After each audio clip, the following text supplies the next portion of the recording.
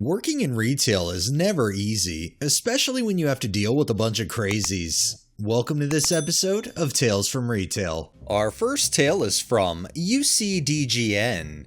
This story is from about December 2019. I had quit retail a few years before, but I got another retail job just from 2019 to 2020. A girl came in. She only looked about 18.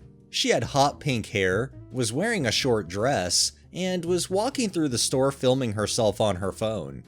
I personally hate when people do that, but it doesn't break any policies, so I can't stop her. She then stopped at an empty register and climbed onto it and started writhing while filming herself, probably for TikTok or something. I got up from my register to tell her, "Ma'am, that is not appropriate, and it's a hazard on top of that." And she screamed, "Get the fuck out of my way!" I told her that if she didn't get off by the time I counted to 3, I'd get the manager. And she remained there. Same stuff with the manager. She didn't move until the manager threatened to have security remove her, and then she literally ran off. I thought this was the last of her, but in March 2020, a man came in to buy dining room chairs. He hadn't measured the table and got mad at me because I was unable to help him pick chairs that were the right size. His comeback was, "You hate me because you hate my daughter. You're the same cashier that bullied my daughter." He ranted to me about how I was bullying his daughter back in December. I explained what actually happened, and that I didn't know he was her father. He said, "She's in the pillow aisle." He had her with him, but I didn't see her this time around. He then demanded to speak to the manager, but not the manager that was bullying my daughter, and told the manager that I should be fired for my repeated attitude towards customers, and that apparently nobody had back in my day. The manager explained to him, and he didn't like the reply. So he took his phone out and called corporate about the sheer audacity these employees had and the abuse he received. And then he walked away saying, "I hope you enjoyed your power trip because it just cost all you your jobs." He didn't end up buying anything, but a woman came in just hours later to buy chairs, and he was there in the truck. Definitely him. He was still wearing the same outfit as they were being loaded. So she must have been his wife or other daughter. She was nice though. She actually measured the table. Anybody with a brain would know if they're gonna go buy something and it's gonna fit into a space, you're gonna wanna measure and know what kind of space you're working with as well as how big the item is. And then to bring up the fact that his daughter was acting as immature as she did and him trying to actually defend it, yeah, you could see why she acted that way. This next tale is by Fred FLTSTN. Background: I own and operate my own retail stores. They're actually seasonal fireworks tents, but not like any fireworks tents you've seen before. They're 4,000 square feet of fun, friends, and fireworks, with a touch of crazy thrown in to keep it exciting. Story: every year I get a couple of credit card chargebacks after the 4th of July and New Year's Eve. I research the chargebacks and accept or dispute as necessary.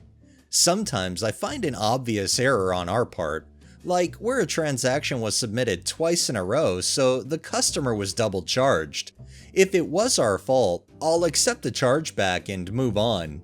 Every now and then, I'll come across one that I just can't figure out. Last year after the 4th of July, I had a chargeback for more than $800 where Robert claimed fraud. He claimed that the purchases should have been just over $80, but that we had mischarged him. Unfortunately for him, I switched to integrated point of sale systems years ago and was able to pull up his receipt with all of the items in his purchase. I responded to the credit card company with a copy of the detailed receipt. This went back and forth, with the credit card holder eventually claiming that he had paid for a large purchase in cash and had just gotten a few more items with his credit card.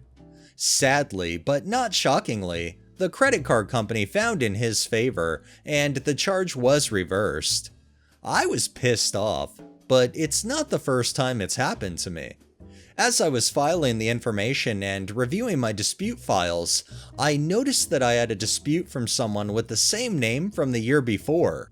Sure enough, it was the same card number used as well.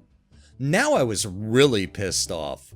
I understand that we occasionally make mistakes, but this guy was straight up scamming me for free fireworks. I made a note of the name and credit card number and made copies of all of my documentation.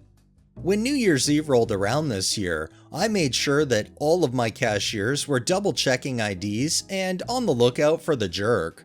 Sure enough, guess who tried to buy a cart full of fireworks on New Year's Eve? My cashier had caught it just after he had inserted his card for payment, so she quickly canceled the transaction and acted like she was having an issue with the terminal. I walked over with my best smile and apologized for the issue. I asked to see his credit card and his IDs so that I could verify it was him. I then let him know due to prior fraud with that card, we were firing him as a customer and that he was no longer welcome at any of my locations. He blew a gasket. He immediately started yelling and cursing at me and my cashier. Bad move, dude. I waved over the off-duty police officer I hire for security and explained the situation to him. He happily removed the still yelling former customer as my cashiers and I took turns high-fiving just to rub it in. The fact that you were able to figure that out and pinpoint the fact that yes, he was in fact scamming and frauding you year after year, beautiful the way you got back at him. And of course he's gonna get butthurt because he knows he got caught trying to pull the same bullshit he has been. And our final tale is from Here, Queer and Great. A couple days ago, I was working my retail job, facing the groceries in the aisle. I was on the ground, doing my thing and minding my own business, when a relatively old gentleman with a cart came up to me and asked, "Do you know where I can find the wafer cookies?" Now, for reference, most of our sweets are located in the frozen aisle. I've informed many customers of this fact, and more often than not, they manage to find what they're looking for. And what luck for this gentleman. The frozen aisle was right next to the aisle I was currently working, so I said, "In the frozen aisle, sir." Now, I expected him to say thank you and go to the frozen aisle to collect his sugary treats.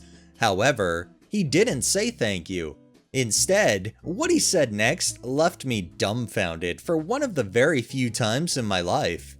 "That's too far. Can you please tell me somewhere else?"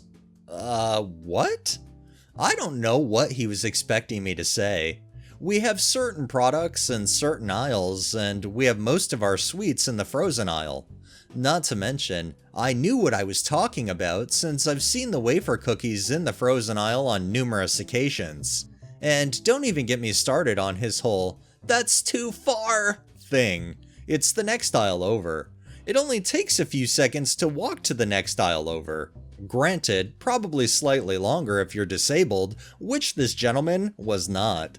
However, I decided to give the gentleman the benefit of the doubt and assume he thought I was talking about the area where we keep the meat and cheeses, which is slightly cooled but not frozen.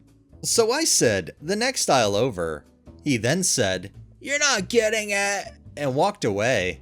Under my breath, I said, "Well, fuck you too," and just went back to work. I'm still wondering what the hell that was about. The only thing I could think is maybe they were expecting you to tell them an exact aisle number, or I don't know. The way that they said it was too far, it does lead me to believe they expected you to go and get it, even if it was just the next aisle over. But it kinda goes to show that a lot of people really aren't willing to put in much footwork to get the things they want either. Alright, that's enough tales for the day. Well, that wraps up this episode of Tales from Retail. If you liked the video, please drop a like, share my content on all of your social media, subscribe if you haven't already, and make sure to hit that bell so you're notified every time I upload, and drop a comment down below.